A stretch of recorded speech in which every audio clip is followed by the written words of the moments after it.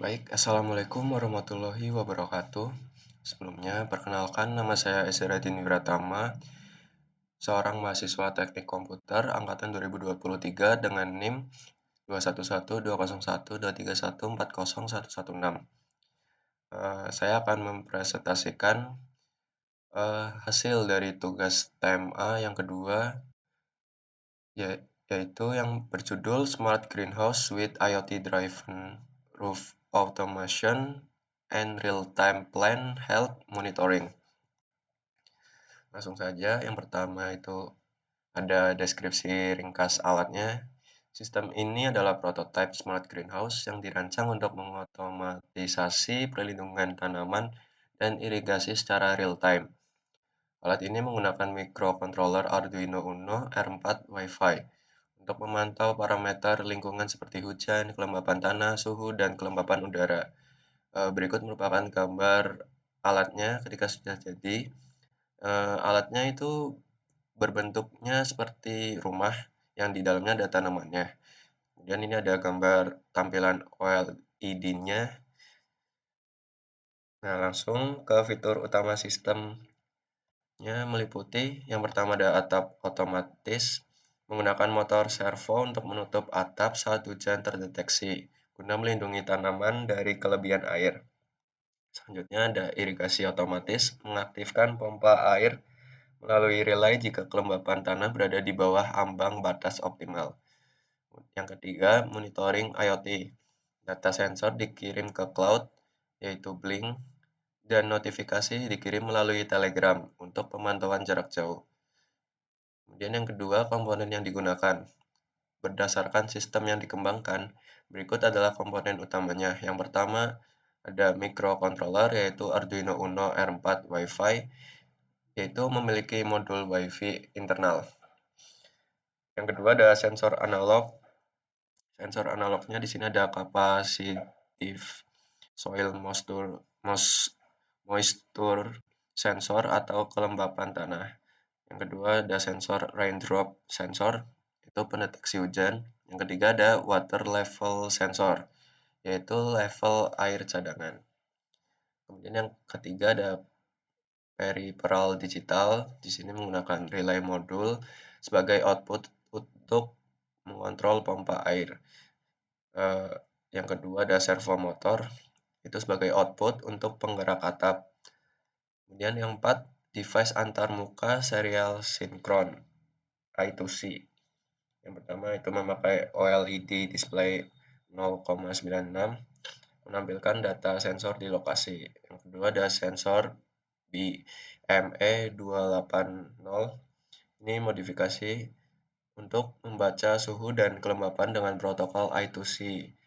Jadi sensor ini tuh menggantikan DHT11 agar memenuhi kriteria tugas 2, yaitu 2 device serial sinkron. Jadi referensi yang saya ambil itu sensor suhu dan kelembapannya tuh pakai DHT11.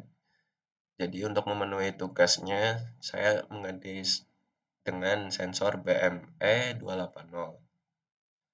Dan yang ketiga ada diagram blok sistem. Nah, di sini merupakan gambar blok diagramnya.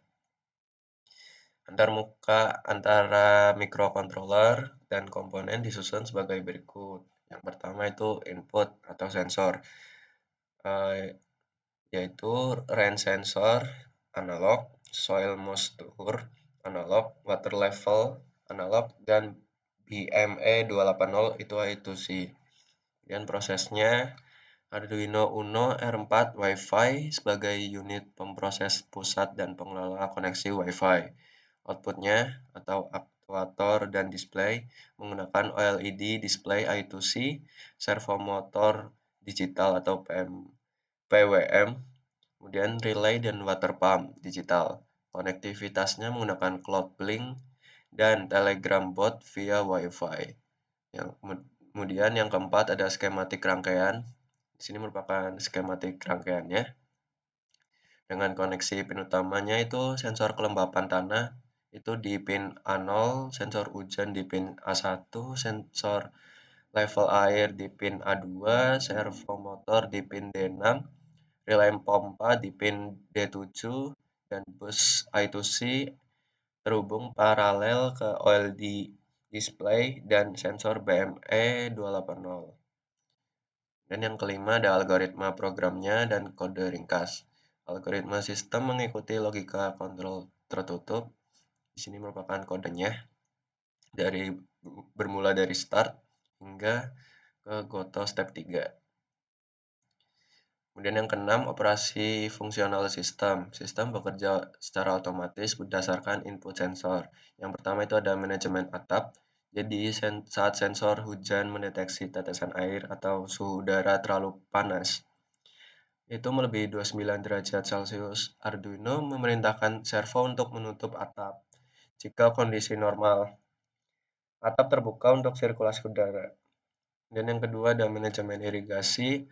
Sistem terus memantau kadar air dalam tanah. Jika tanah kering kurang dari 56%, pompa akan menyala otomatis, asalkan persediaan air di reservoir mencukupi. Kemudian yang ketiga ada interaksi penggunanya. Jadi pengguna dapat melihat data di layar OLED secara langsung atau bisa dipantau melalui aplikasi Blink di ponsel. Notifikasi Telegram juga memberikan peringatan instan jika terjadi perubahan kondisi kritis. Nah, yang terakhir ada referensinya. Jadi, saya mengambil referensi dari IEEE dengan judul ininya Automation and Real-Time Plant Health Monitoring. Mungkin sekian dari presentasi tugas saya. Apabila terdapat kesalahan, saya minta maaf. Wassalamualaikum warahmatullahi wabarakatuh.